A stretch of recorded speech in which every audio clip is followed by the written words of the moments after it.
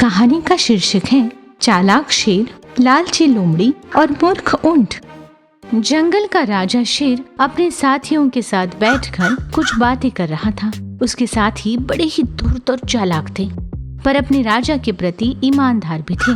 कौवा, सियार और तेंदुआ तीनों हमेशा शेर के इर्द गिर्द ही रहते थे। अचानक एक दिन कौवे की नजर एक ऊंट पर पड़ी, जिसे देख उसे बड़ा ही आश्चर्य हुआ और उसने बाकी तीनों को उसके बारे में बताया। महाराज, वह देखिए हमारे जंगल में ऊंट। यह तो बड़ी अच्छी बात है, पहले तो यहाँ इसे कभी नहीं देखा। चलो चलकर उसी से पूछते हैं। अरे तुम यहाँ कैसे? इस जंगल में नए हो ना, क्योंकि हमने पहले तुम्हें कभी यहाँ नहीं देखा। शेर, तेंदुआ और सियार को देखकर ऊंट थोड़ी देर के लिए घबरा जाता है, पर कौवा उसे कहता है कि उसे डरने की कोई जरूरत नहीं है। वह सब बस उसका हाल चाल पूछने के लिए उसके पास आए हैं। तब जाकर उसे जरा सुकून मिलता है और वह उनसे बात करने के लिए तैयार हो जाता है।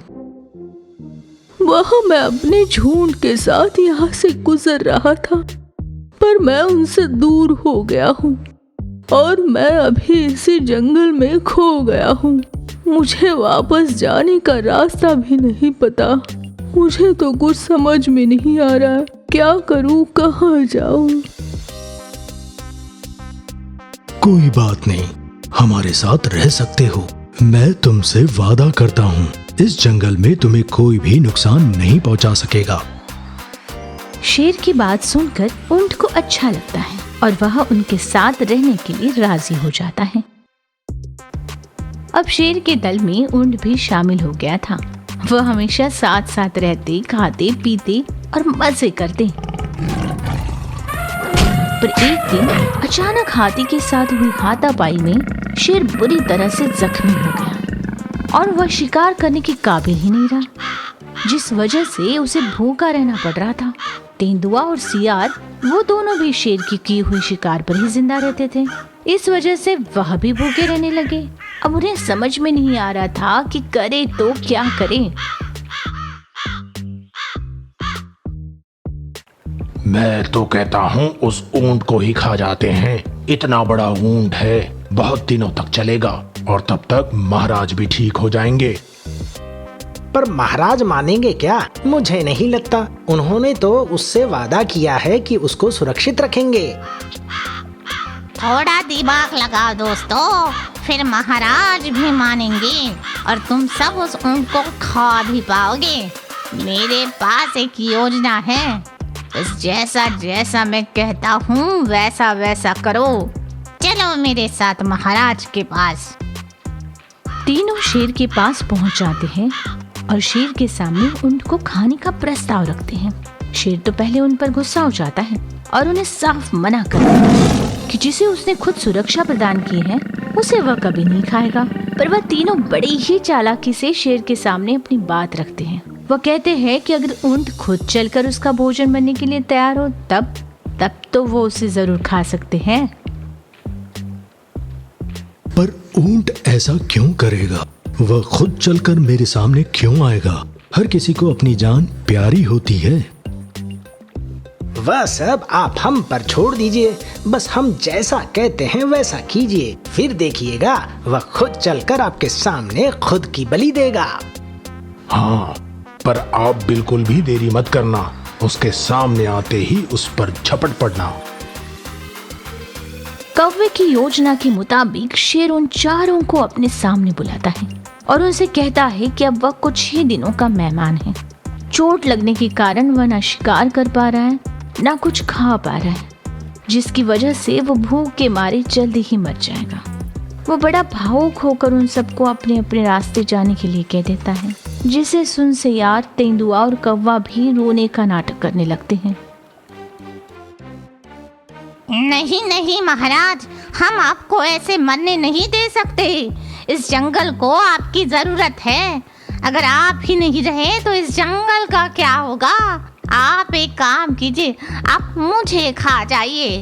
मुझसे ज्यादा जरूरी आप हो। नहीं नहीं, मैं तुम्हें नहीं खा सकता। मैं इतना स्वार्थी नहीं हूँ जो अपने मतलब के लिए अपने ही लोगों को खा जाऊं। महाराज, ये कौवा तो बहुत छोटा है, इसे खाकर आपका पेट नहीं भरेगा। एक काम कीजिए, आप मुझे खा जाइए। नहीं, मैं तुम्हें भी नहीं खा सकता। महाराज, आप इन दोनों को छोड़िए, आप मेरा शिकार कीजिए। 1 हफ्ते तक आपका पेट भरा हुआ रहेगा, तब तक आप ठीक भी हो जाओगे। तुम्हारा प्यार देखकर मेरी आंखें भर आई, पर मैं तुम में से किसी को भी नहीं खा सकता। माफ करना दोस्तों। ऊंट यह सब देखकर हैरान हो जाता है। उसे लगता है कि शेर अगर सभी को खाने के लिए मना कर रहा है तो उसके सामने प्रस्ताव रखने में क्या बुरा है। वो उसे भी खाने में मना कर देगा और उन सब के सामने अच्छा भी बन जाएगा। सब लोगों से प्रेरित होकर ऊंट भी शेर के सामने जाकर खड़ा हो जाता है और शेर को खुद के शिकार करने के लिए कहता है, जिसे सुनते ही बाकी सब जानवर शेर की तरफ कुछ इशारा करते हैं। इशारा समझते ही शेर लपक कर ऊंट की गर्दन पकड़ लेता है और उसे वहीं पर मार डालता है और पेट भर के ऊंट का मांस खाता है। शेर का पेट भरते ही बाकी तीनों भी मरे हुए ऊंट पर लपक पड़ते हैं और अपना पेट भरने लगते हैं।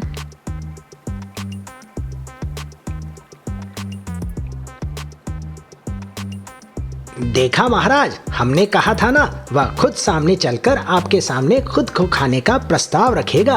अब 1 हफ्ते तक हम चारों मजे से खा सकते हैं। तब तक मैं भी ठीक हो जाऊंगा। फिर किसी को ऐसे जाल में फंसाकर मारने की जरूरत नहीं पड़ेगी।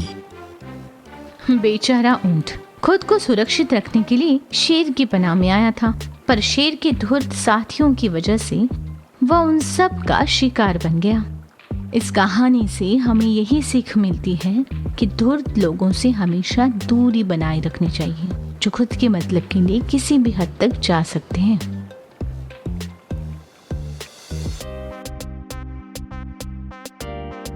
ऐसी और अमेजिंग कहानियों के लिए हमारे चैनल को लाइक और सब्सक्राइब करना ना भूलें। शुक्रिया।